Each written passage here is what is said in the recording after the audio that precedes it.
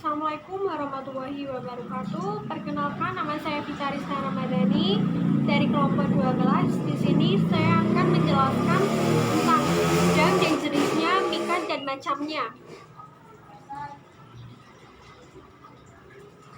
Pengertian dam. Dam secara bahasa artinya darah, sedangkan secara syariah dam artinya mengalirkan darah, menyembelih hewan ternak tertentu, unta, sapi, atau kambing untuk memenuhi ketentuan manasik haji.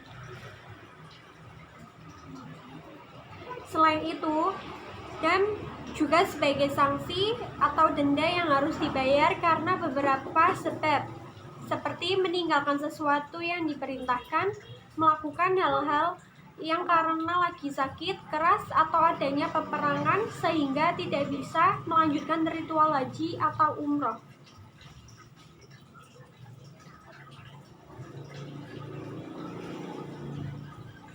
Macam-macam dam. Dam nusuk. Dam nusuk adalah dam yang diwajibkan bagi para jamaah yang memiliki manasik hajinya dengan cara tamatu atau kiran. Dam ini hanya untuk memenuhi ketentuan manasik haji, tamatu atau kiran, bukan karena melakukan pelanggaran.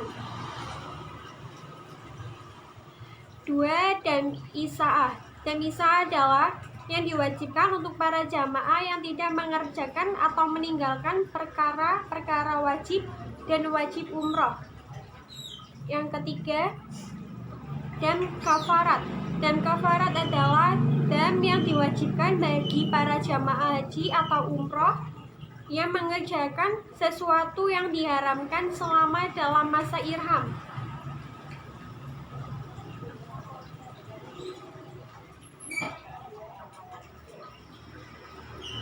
Jenis dam kifarat. 1. Melanggar larangan ihram yang meliputi memakai pakaian berjahit laki-laki, memakai penutup kepala laki-laki, menutup wajah perempuan, memakai wewangian pada badan dan pakaian, memakai minyak rambut baik yang harum atau tidak, mencukur rambut dan bulu pada badan, memotong kuku, dan mencabutnya. Sebagai tebusan dari setiap jenis pelanggaran di atas, jamaah boleh memilih antara membayar dam seekor kambing, membayar fidyah bersedekah kepada 6 orang miskin masing-masing 1/2 sa berupa makanan pokok, menjalankan puasa 3 hari. 2. Membunuh binatang buruan darat sebagai tebusan atas pelanggaran. 3. Melakukan jima berhubungan suami istri. Adapun dam yang harus dibayar untuk pelanggaran ini: menyembelih 1 ekor unta, jika tidak mampu bisa diganti dengan seekor sapi. Jika masih belum mampu, juga bisa diganti dengan 7 ekor kambing. Jika masih tidak mampu menyembelih hewan, bisa diganti dengan memberi makan fakir miskin Mekah senilai seekor unta. Jika belum mampu, juga sebagai alternatif terakhir bisa diganti dengan berpuasa yang sepadan dengan ketentuan 1 hari sama dengan 1 mud.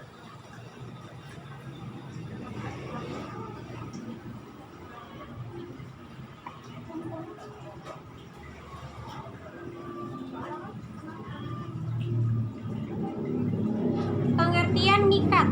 Mikat merupakan tempat atau waktu yang ditetapkan oleh Nabi Muhammad SAW sebagai pintu masuk untuk memulai haji atau umroh. Setelah mengambil mikat, jemaah menuju Baitullah dan mulai berlaku larangan saat berpakaian ihram.